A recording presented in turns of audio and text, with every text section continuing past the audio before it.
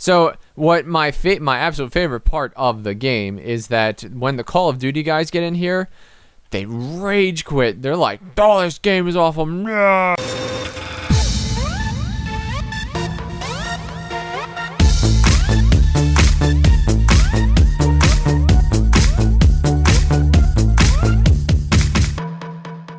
Well, it's cracking people. Angelic Mayhem here. So, today I'm playing a game called Insurgency. This is a game that is fresh out on Steam. This is an early access game. So, this is what you can consider to be a very early beta. It has a lot of interface issues and things like that, but for the most part, the core game is set and it looks really good. So, I wanted to do a quick video about it. Tactical servers is something that they're probably going to release in the final game, and it's going to be, you know, like actual scenarios and things like that where you and your squad can go around and actually do things. Custom servers is where I personally could start a server, invite people over to play on it, and then, you know, we could have a game. Let's go into the options real quick. First of all, this game is a first-person shooter along the lines of Call of Duty and et cetera, et cetera, et cetera. So, you know, that gives you an idea of the genre. Options, you can re-keybind to your heart's content. Game settings is very limited, but it is nice that you can change over the sprint mode. Back. Video settings are the usual suspects. The field of view slider is very exciting, although I think a little higher than 90 would be nice, but you know, it's good that it's there. And then audio settings, the usual. Alright, back. And I'm going to take you into a game, hopefully. Alright, so first up, when you hit the G button, you can actually bring up your... Hold on a second. Look at this wall, it'll be easier to see. You can bring up your, what would be your inventory, I guess, and you can actually change out what you want your gun to have in terms of, you know, do you want it to have a laser sight, do you want it to have a suppressor, etc., etc., etc. You can also, like, let's say you had no interest in having, you know, a hand, you know, like a sidearm. You could actually get rid of that weapon, and that would give you an extra supply that you could then use to, you know, get whatever. So if you wanted to do, let's say we wanted a laser sight on here. Now we've run out of supply, and we have everything. I'm going to get rid of that laser sight, and I'm going to switch up to be heavy armor. That way we could take a few more bullets.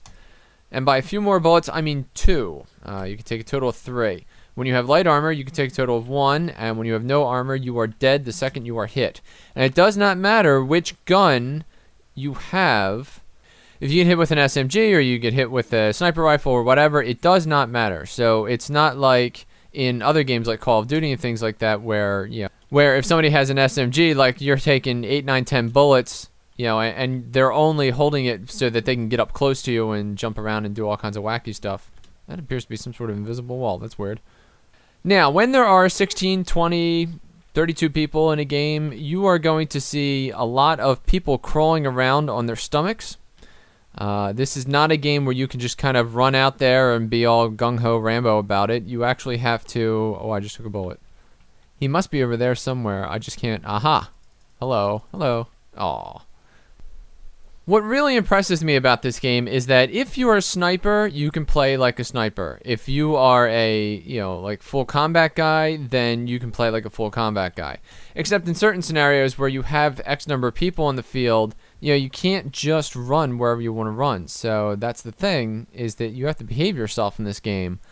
So what my absolute favorite part of the game is that when the Call of Duty guys get in here, they rage quit. They're like, "Oh, this game is awful," and then they like bail, and I'm so excited about that. That is so much fun. The rest of us are like, "Yeah, go back to COD."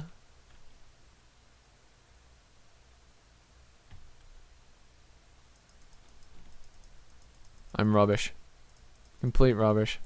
I turned off the sound of this game, but the sound is actually very good. This game as a whole is very visceral. I mean, it's very much accurate to what real battlefield conditions would be like.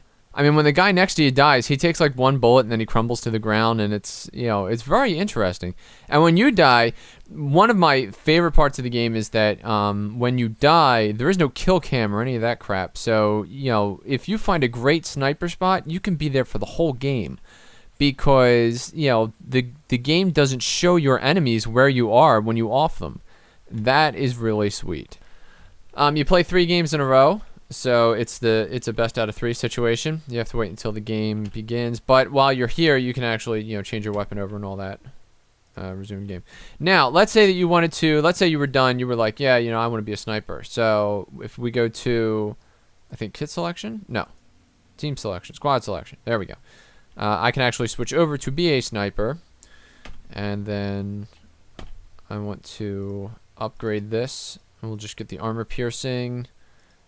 I already have heavy armor. And I'm just going to put hollow points on here just in case there's an emergency.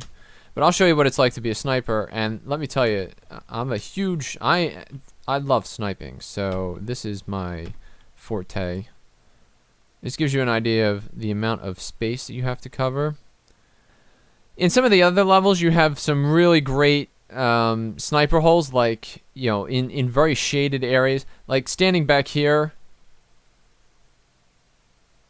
that guy peeked his head out for just a second. I wonder if he's coming to murder me, maybe? This game is 10 times better when you have like 20 people all, you know, like 10 guys coming from one side, 10 guys coming from the other side. Everybody's offing each other. It's pretty sweet. I saw him for just a second.